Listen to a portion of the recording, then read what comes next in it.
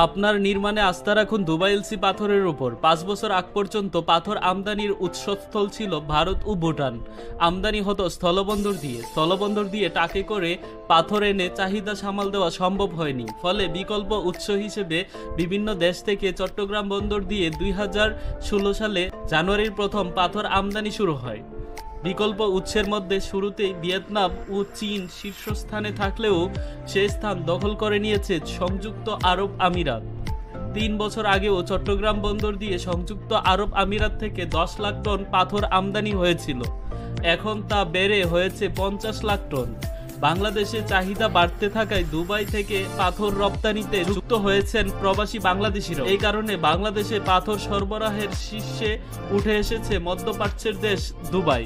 গুণগত মান ভালো হওয়ায় কঠিন শিলার পাথর ব্যবহৃত হচ্ছে রূপপুর পারমাণবিক বিদ্যুৎ কেন্দ্রে, রেল সড়ক ও মহাসড়কে নির্মাণ কাজে। আমরা বাংলাদেশের যে কোনো প্রান্তে সর্বনিম্ন চ্যালেঞ্জিং প্রাইসে পাথর সরবরাহ করে থাকি।